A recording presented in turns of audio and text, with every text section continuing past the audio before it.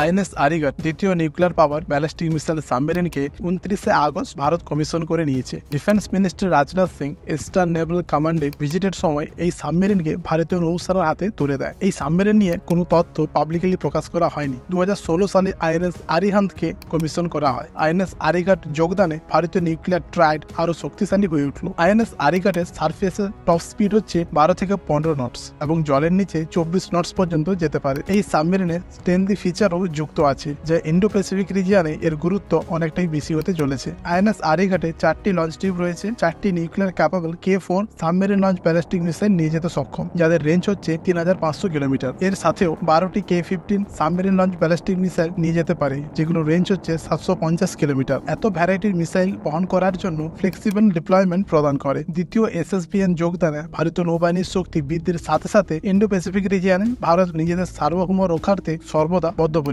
এই মেসেজটি শত্রুদের কাছে স্পষ্টভাবে চলে গেছে। ভারত আবারও বিশ্বের সর্বশক্তিমান হয়ে উঠবে। জয় হিন্দ। ভারতের সবচেয়ে premium defence electronics company Bharat electronics limited তাদের অ্যানুয়ালস রিপোর্টে জানিয়েছে তারা শাস্ত্রা নামে লং রেঞ্জ রাডার ডেভেলপ করেছে। এই রাডারটিকে আসলে DRDO ডেভেলপ করেছে, যা 2000 কিলোমিটারের উপর পর্যবেক্ষণ করতে পারে। শাস্ত্রা লো রাডার ক্রস সেকশনের এয়ারক্রাফট ও প্ল্যাটফর্মকে ডিটেক্ট করতে সক্ষম। শাস্ত্রা অনেক দূর থেকেই স্টেলথি এয়ারক্রাফট ও আনম্যান এরিয়ান ভেহিকেলকে ডিটেক্ট করতে পারে। এই ক্ষমতার জন্য মডার্ন ওয়ারফেয়ারে এর গুরুত্ব অনেকটাই বৃদ্ধি পেতে চলেছে। ভারত ইলেকট্রনিক্স লিমিটেড কনফার্ম করেছে শাস্ত্রা অলরেডি ফ্যাব্রিকেশনের স্টেজে চলে গেছে, আর কয়েক মাসের মধ্যেই এই রাডারের ট্রায়াল শুরু হবে, যে অপারেশনাল ডিপ্লয়মেন্টের দিকে এক ধাপ এগোবে। ভারতের ব্যালিস্টিক মিসাইল ডিফেন্স গড়ে তোলার জন্য DRDO ডেভেলপ করা শাস্ত্রা গুরুত্বপূর্ণ ভূমিকা পালন করতে চলেছে।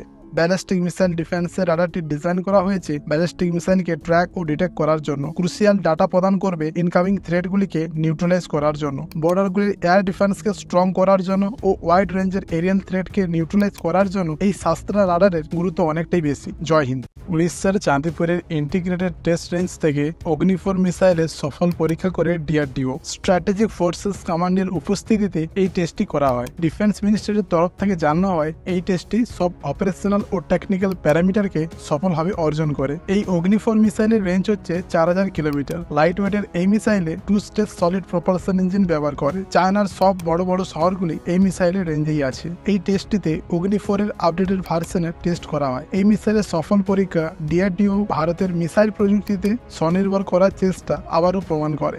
জয় হিন্দ।